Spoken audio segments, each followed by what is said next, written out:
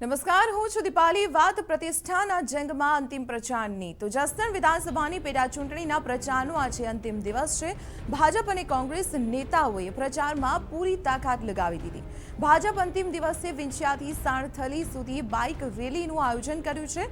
Bike રેલીની અહીં શરૂઆત થઈ ગઈ છે, જેમાં ભાજપના કાર્યકર્તાઓ અને અગ્રણીઓ ખૂબ જ મોટી સંખ્યામાં જોવા મળી રહ્યા છે। તો બીજી તરફ કોંગ્રેસ પણ પૂરા જોશમાં છે। સ્ટાર પ્રચારક નવજોતસિંહ સિદ્ધુને કોંગ્રેસ આજે મેદાનમાં ઉતારવાની છે। જસદણમાં નવજોતસિંહ સિદ્ધુ બપોરે 2 કલાકે એક ચૂંટણી સભા સંબોધીને કોંગ્રેસની તરફેણમાં મત માંગશે। જસદણમાં છેલ્લી ઘડીનો ચૂંટણી પ્રચાર બરાબરનો જામ્યો છે। ભાજપ અને કોંગ્રેસ બંને પક્ષના મળીને 80 ધારાસભ્યો જસદણ, વિંછિયા, આજકોટ પંથકના નાના ગામડાઓને ખૂંદી રહ્યા છે। રાજ્યના પ્રધાનો, સાંસદો સહિત ભાજપનું સમગ્ર સંગઠન અત્યારે કામે લાગેલું છે।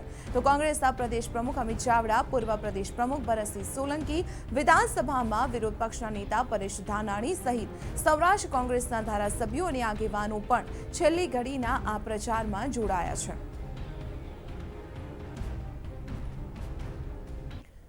ત્યારે વિગતો મેળવીએ જસદણથી અમારા સંવાદદાતા મોહિત ભટ્ટ પાસેથી। મોહિત, જસદણની પેટા ચૂંટણી બંને પક્ષો માટે પ્રતિષ્ઠાનો જંગ છે। ભાજપની રેલી એક શક્તિ પ્રદર્શનથી લઈને સાણથલી સુધી મહારેલી જઈ રહી છે। ભાજપના પ્રદેશ અધ્યક્ષ જીતુભાઈ વાઘાણી પર અત્યારે બુલેટ ચલાવી રહ્યા છે। આપણી સાથે છે જીતુભાઈ। જીતુભાઈ, શું કહેશો? જે રીતે એક મહારેલી સ્વરૂપે નીકળી છે ભાજપનું શક્તિ પ્રદર્શન? આ રેલી નહીં, કોંગ્રેસ માટેનો ખૂબ મોટો રેલો છે।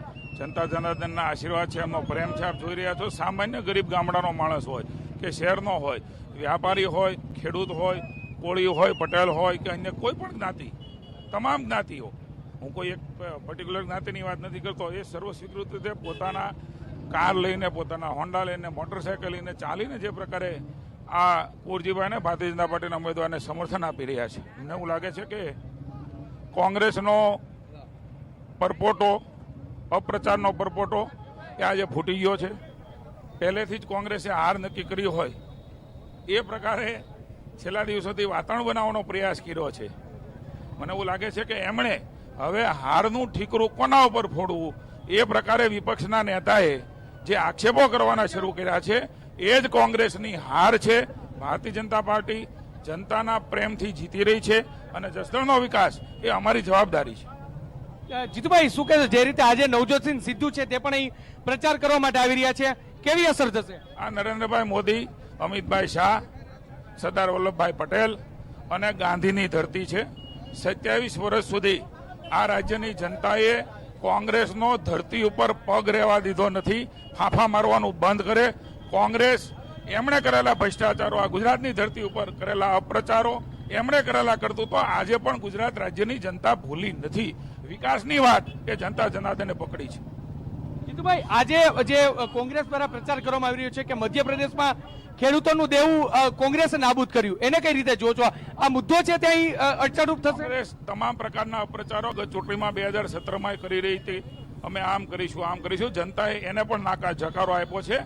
અમે તમામ જ્ઞાતિઓ, તમામ વર્ગ, ખેડૂત હોય કે શ્રમિક હોય કે કોઈ પણ હોય, એ બધાનો વિકાસ સર્વગ્રાહી રીતે ઈચ્છીએ છીએ, લાંબા ગાળે ઈચ્છીએ છીએ, નહીં કે છૂટક છૂટક પગભર થાય એના માટેની તમામ વ્યવસ્થાઓ રાજ્યની સરકાર, MSP પ્રાઇઝ હોય કે લોન આપવાની વાત હોય, 24 કલાક વીજળીની વાત હોય, 8 કલાક ગુણવત્તાયુક્ત વીજળી આપવાની હોય, સ્વરોજગારી માટેની પૂરક વ્યવસ્થા હોય, પશુપાલનની વ્યવસ્થા હોય, આ બધી જ કરી છે। પહેલા 15 વર્ષ પહેલા ગામડું ક્યાં હતું? જસદણ ક્યાં હતું?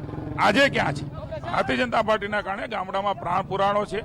ખેડૂતોના જીવનમાં એક નવો સંચાર એ તમામ જગ્યાએ થયો છે। ત્યારે માત્ર અપ્રચાર અત્યારે નહીં, ભૂતકાળમાં પણ કોંગ્રેસે કર્યો હતો, જનતાએ અને ખેડૂતોએ નકાર્યો છે। અંતિમ સવાલ, જસદણ એ કોંગ્રેસનો ગઢ રહ્યો છે, શું કહેશો? ભારતીય જનતા પાર્ટી જીતી રહી છે, આપ જોઈ રહ્યા છો।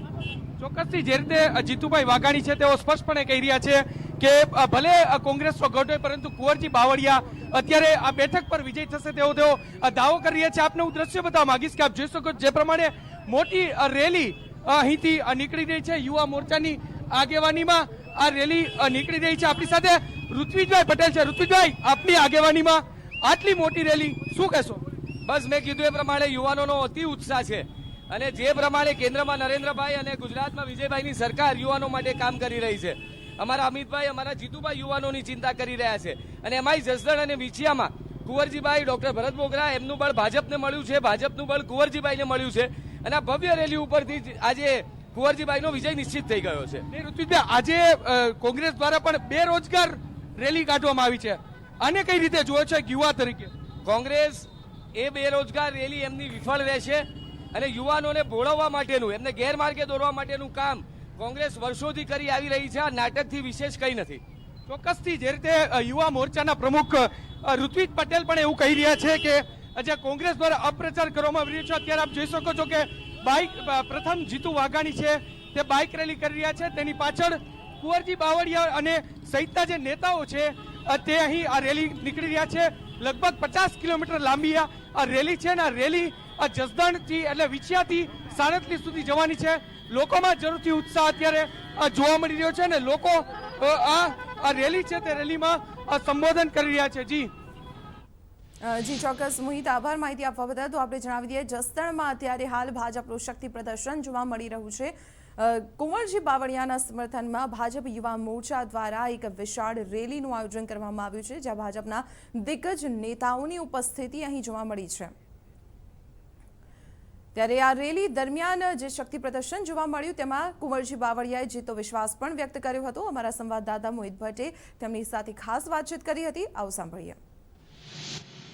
જસદણની પેટા ચૂંટણીના પ્રચારનો આજે અંતિમ દિવસ છે. આપણી સાથે ભાજપના ઉમેદવાર કુંવરજીભાઈ છે, તેની સાથે વાત કરીશું. કુંવરજીભાઈ, પ્રચારનો અંતિમ દિવસ, આજે મહારેલી, શું કહેશો?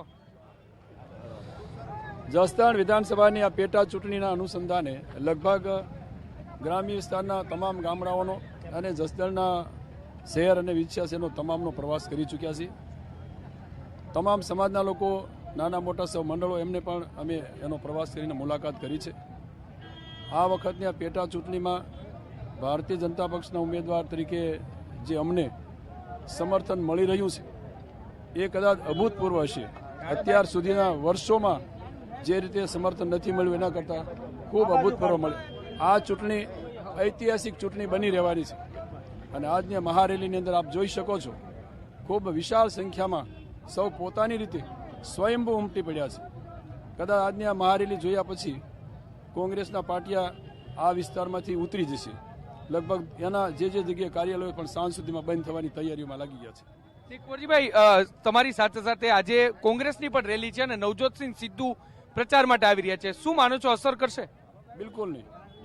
અહીંયા જે અમારી આજની રેલી જોયા પછી ત્યાં જે ક્યાંક થોડા ઘણા સમર્થનમાં હશે, સૌ પોતાની રીતે સંકેલો કરીને આ વિસ્તાર છોડીને જતા રહેવાના. નવજોત સિંધુની કોઈ અસર આ વિસ્તારની અંદર થવાની નથી.